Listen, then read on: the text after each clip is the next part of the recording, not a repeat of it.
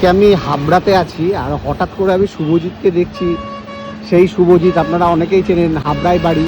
ও ওই দেখুন সাইকেল নিয়ে যাচ্ছে, ও কিন্তু আমাকে এখনো দেখেনি। এই শুভজিৎ, শুভজিৎ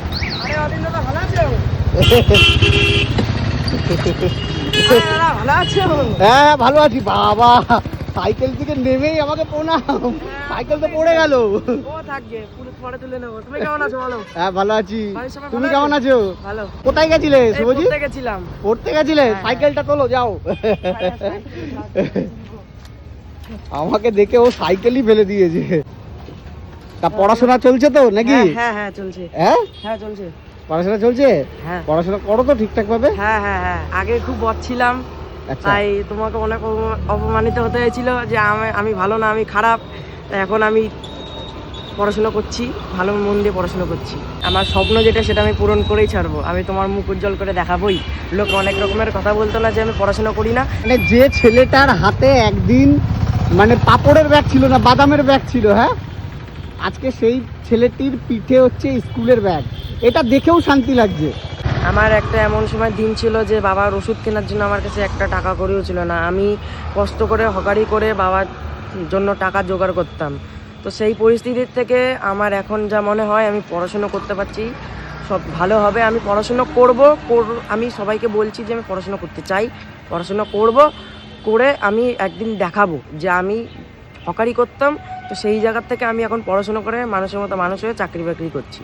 এখন তো আর হকারি করতে হচ্ছে না, এখন আর হকারি করছি না। এখন আমি মন ধ্যান সব পড়াশোনার মধ্যে দিচ্ছি। আর বাবা কেমন আছে এখন? বাবা এই আগে থেকে একটু ভালো। এখন ভালো আছে? হ্যাঁ এখন ভালো আছে। আর মা একটু আগে থেকে ওই যেরকম ছিল আর কি, তার থেকে একটু কিঞ্চিত পরিমাণ ভালো হয়েছে। মানে মাঝে এই ভাইটার সম্পর্কে আমাকে অনেকেই ফোনে বাজে কথা বলেছিল, হ্যাঁ, যে তুমি পড়াশোনা করো না এখন আর, তাই না?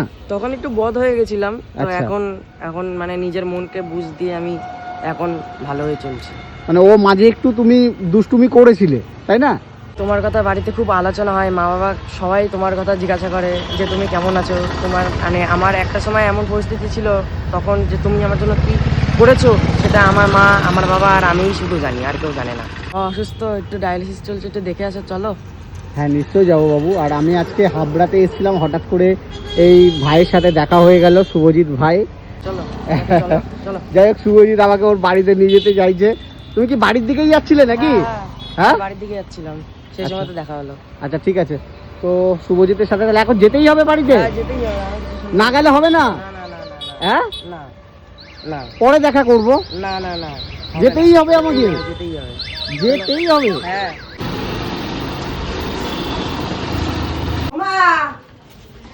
ওমাকে এসছে, দেখো কদিন ধরে আসছে। কেমন আছেন? ভালো আছি বাবা, ভালো আছো তো? হ্যাঁ ভালো আছি। আপনি কেমন আছেন? আমি আগের থেকে ভালো আছি।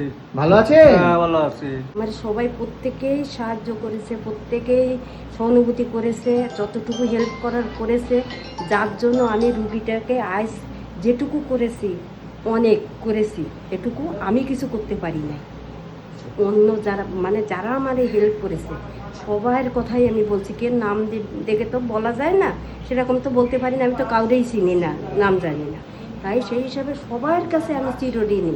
মানে যারা তোমার পাশে এসে দাঁড়িয়েছে বিপদের সময়, মানে তারা আজকে এই ভিডিওটা দেখলে, আজকে যে তুমি ভালো রয়েছো, তারা খুব খুশি হবে, তাই না? স্বপ্ন কি ছিল? ট্রেন চালাবো। সেটা কি স্বপ্ন বাস্তবায়িত হবে? হবে হ্যাঁ হবে, ভালো করে বলো। হবে। ছেলেটা একটা সময় হকারি করতাম, হাতে পাপড় আর বাদাম নিয়ে ট্রেনে ঘুরতো, হ্যাঁ, পড়ে গেছে পর্যন্ত 2 দিন, হ্যাঁ? ট্রেনতে 2 দিন পড়েও গেছে ওই ছেলে।